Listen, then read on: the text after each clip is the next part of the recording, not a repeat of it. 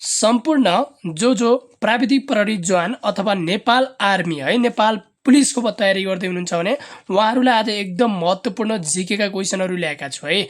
कतिवटा मिलाउनुहुन्छ त जीकेमा है। यदि यसमा 20मा 20वटा क्वेसन मिलाउनुहुन्छ भने तपाईको जीके 100% तपाईको केही नभए पनि योबाट केही नभए 2 देखि 3वटा क्वेसन 100% फाइनली जेमा सोध्ने हो है। लोकसेवा आयोगले नै लग्ने तपाईको प्राविधिक प्रहरी जवानको खुल्ला सेट 2083 को लागि हो, जुन चाहिँ सञ्चार संगीत केनाई है, सञ्चार प्रविधि कम्प्युटरतर्फ है, मेकानिकल इन्जिनियर। समय भनेको 2 घण्टा 30 मिनेट हुन्छ, पूर्णाङ्क भनेको 40 हुन्छ। समय तपाईको उत्तीर्ण भनेको 40, पूर्णाङ्क भनेको 100 है। तपाईको खण्ड है, पहिला खण्ड कमा तपाईको सामान्य ज्ञान, जसमा प्रश्न नम्बर 1 मा नेपालमा कति प्रकारका चराहरू पाइन्छन् भनेर क्वेसन आयो भने है, नेपालमा हालसम्म कति प्रकारका चराहरू पाइन्छन् भनेर आयो भने 887 वटा, तर गुगलले कति भन्छ 900 कति 3 वटा भनेको छ है। 2 मा कमल पोखरी कुन जिल्लामा पर्छ? काठमाडौँ, तेह्रथुम, पर्सा र बर्दिया भनेको छ। कमल पोखरी कहाँ पर्छ? काठमाडौँ जिल्लामा पर्छ भनेर भन्नु पर्यो। 2 नम्बर नेपालको उत्तर गंगा भनेर चिनिने नदी कुन हो भनिकन आयो भने राप्ती है, कर्णानस, सानोभेरी, तमोर भनेको छ तपाईको सानोभेरी है। ल क्वेसन नम्बर तपाईको 4 मा नेपालमा हाल संरक्षित स्थानधारी जनावर कतिवटा छन्? स्तनधारी जनावर भनेको 26 वटा, पहिला चाहिँ 27 वटा थिए, त्यसपछि अहिले चाहिँ 26 वटा छन् है। 3 वटा भनेको घसर्ने तपाईको जनावर भने 9 वटा भनेको संरक्षित पन्छीहरू चाहिँ कतिवटा छन्?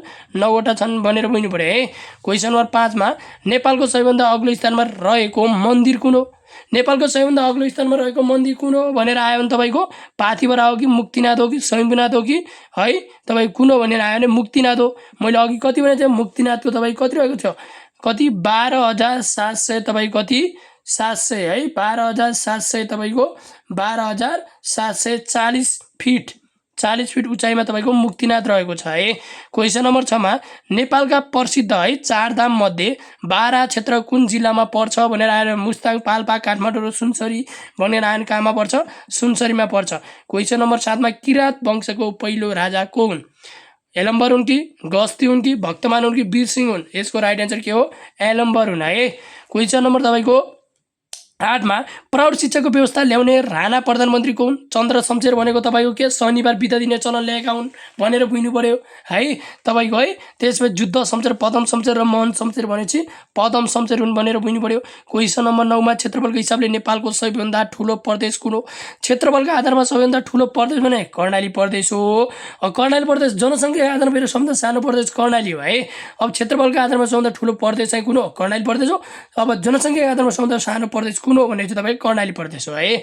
अब तपाईको जुन चाहिँ मध्य प्रदेश भनेको के हो? क्षेत्रफलको आधारमा सबभन्दा सानो प्रदेश हो, यो चाहिँ सानो प्रदेश हो भनेर बुझ्नु पर्यो है। कोशी प्रदेश भनेको वन जङ्गल बढी भएको प्रदेश है। त्यसपछि क्वेसन नम्बर तपाईको 10 मा जनसङ्ख्या आधारमा नेपालको सबैभन्दा ठुलो जिल्ला कुन हो? जनसङ्ख्याको आधारमा सबभन्दा ठुलो जिल्ला भनेको तपाईको काठमाडौँ है। जनसङ्ख्या आधारमा सबभन्दा ठुलो जिल्ला भनेको काठमाडौँ हो है। ल त्यसै क्वेसन नम्बर 11 मा लिच्छवी कालमा प्रहरीको प्रमुखलाई के भनिन्थ्यो भनेर आयो भने दण्डनायक भनिन्छ भनेर। यस्तै 100% आउने क्वेसनहरू चाहियो है, 100% आउने क्वेसनहरू चाहियो भने जीके का है।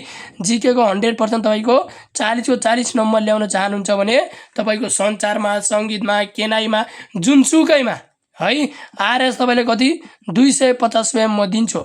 नम्बर रहेको छ 9769443570 मा के गर्नुस्? कन्ट्याक्ट गर्नुस्, व्हाट्सएप नम्बर है।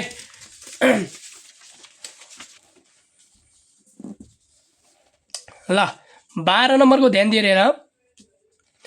नेपालको सबैभन्दा ठुलो राष्ट्रिय निकुञ्ज कुन हो? सबैभन्दा ठुलो राष्ट्रिय निकुञ्ज भनेपछि सेपुक्सुन्डो राष्ट्रिय निकुञ्ज जुन चाहिँ कति 2712 है, 2712 वर्ग फिट है, वर्ग किलोमिटर रहेको छ भनेर बुझ्नु पर्यो। पहिला भनेको तपाईको सेपुक्सुन्डो कति 3555 थियो। यो 3555 मा तपाईको छायानाथ राष्ट्रिय निकुञ्ज छुट्टियो। अहिले भर्खरै छायानाथ राष्ट्रिय निकुञ्ज 2000 कति 82 भदौ कति 13 गते छुट्टियो, जसमा चाहिँ कति 843 तपाईको वर्ग किलोमिटर छुट्टियो, जसमा 2712 वर्ग किलोमिटर रह्यो। अझै पनि तपाईको सेपुक्सुन्डो राष्ट्रिय निकुञ्ज सबभन्दा ठुलो है। अनि रारा राष्ट्रिय निकुञ्ज भनेको सबभन्दा सानो राष्ट्रिय निकुञ्ज भनेर बुझ्नु पर्यो। कति 106 वर्ग किलोमिटर छ भनेर बुझ्नु पर्यो।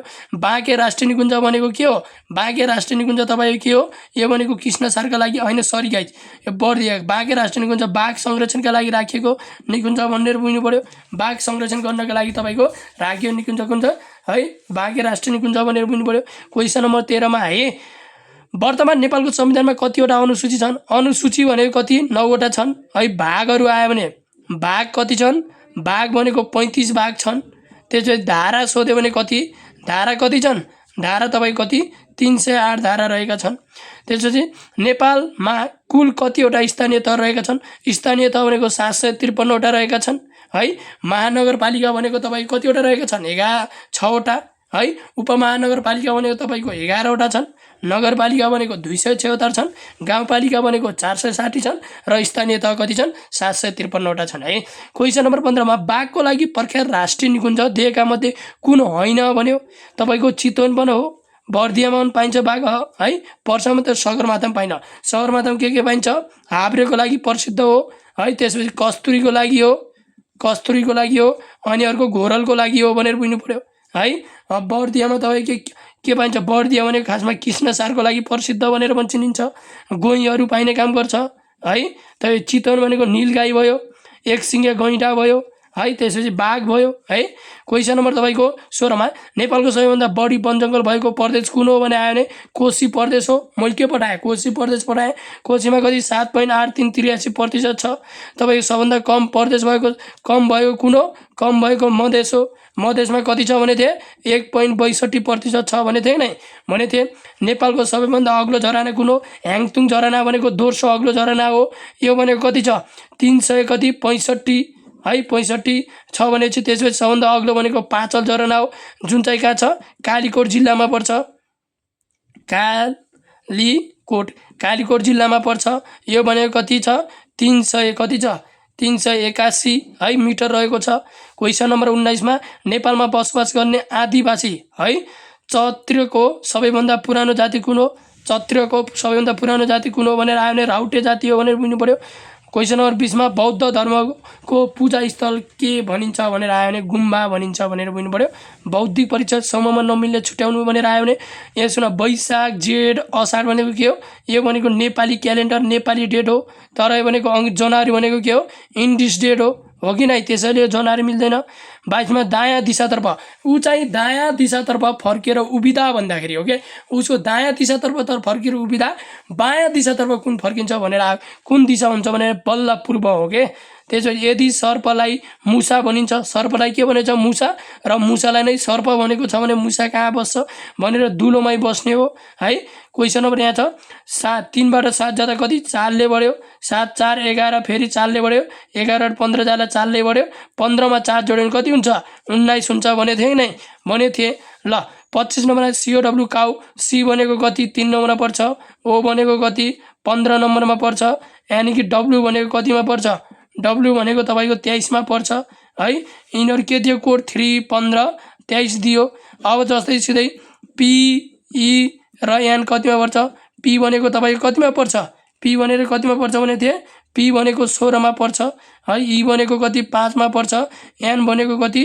14 मा पर्ने हो, 14 मा पर्ने। अब यहाँ के भयो? 16 5 14 भनेर अप्सन दिएको छैन। एन्सर त यही हुन्छ। तपाईँले जीके को नोट चाहियो भने 250 लोभ नमान्नुहोस्, कम्पिटिसन धेरै आइछ है। तपाईँले अरू ठाउँमा ट्युसन पढ्दै हुनुहुन्छ, घरमा पढ्दै हुनुहुन्छ भने जीके को 100% आउने नोट चाहिँ तपाईँले लग्नै पर्छ है। 97 69 44 35 है 70। Thank you so much video अन्तिमसम्म हेरिदिनु भएकोमा। भिडियो मन परे लाइक कमेन्ट अनि हाम्रो च्यानललाई सब्स्क्राइब गरिदिनु होला।